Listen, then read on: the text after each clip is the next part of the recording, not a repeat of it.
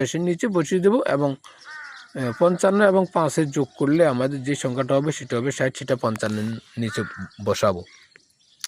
এখন আমাদেরকে খেয়াল করো কি বলেছে, আমাদেরকে কিন্তু বলেছে যে মধ্যক শ্রেণীর মধ্যমান, সারণীর মধ্যক শ্রেণীর মধ্যমান, আগে মধ্যক শ্রেণী বের করতে হবে। তো মধ্যক শ্রেণী বের করার জন্য আমাদের এখানে n রয়েছে 60, তো n কে আমরা 2 দ্বারা ভাগ করব, n/2 হচ্ছে 30, অর্থাৎ 30তম পদ কোন শ্রেণীতে রয়েছে এবং সেই শ্রেণীটা হলো মধ্যক শ্রেণী। এখন আমরা একটু খেয়াল করি যে 30তম পদ এখানে বলতে কি বোঝায়, এখানে কিন্তু কোথাও এখানে কিন্তু 30 সরাসরি নাই। এই জায়গাতে এই যে আমাদের যে সারণীটা রয়েছে এই সারণীর কোথাও কিন্তু আমরা কিন্তু খুঁজলে কিন্তু 30 পাবো না।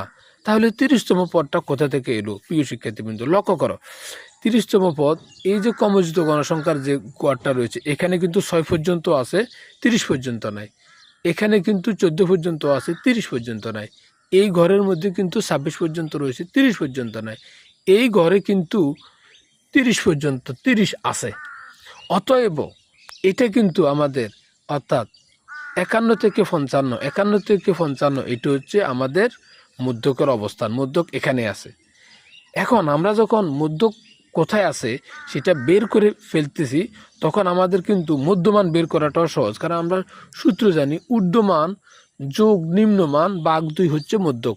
মধ্যকের সূত্র হচ্ছে ঊর্ধ্বমান যোগ নিম্নমান ভাগ 2। তো আমরা এখন সুতরাং মধ্যক শ্রেণীর মধ্যমান আমরা কিভাবে করব?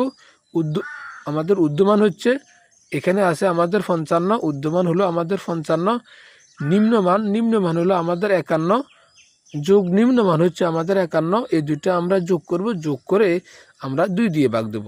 তাহলে আমরা কত পাবো? ঊর্ধ্বমান যোগ নিম্নমান আমরা যদি কোনো এই দুইটা সংখ্যা যোগ করি 55 এবং 51 তাহলে হবে 106। 106কে আমরা এই যে 2 আছে 2 দ্বারা আমরা ভাগ করব, 2 দ্বারা ভাগ করলে হবে 53। 106কে 2 দ্বারা ভাগ করলে হবে 53।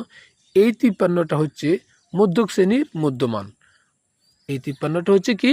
মধ্যক শ্রেণীর মধ্যমান।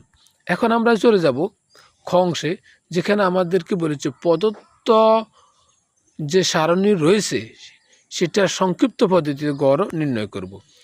তো আমাদের এখানে 36 থেকে 40 পর্যন্ত যে সারণীটা রয়েছে আমরা চলে যাচ্ছি পরবর্তী অংশে। খেয়াল করো, এই যে আমাদের পরবর্তী অংশ আমাদের এখানে রয়েছে। এখন আমাদের প্রশ্ন হতে আমরা শ্রেণীব্যক্তির এই গড়টা নিয়ে আসব এবং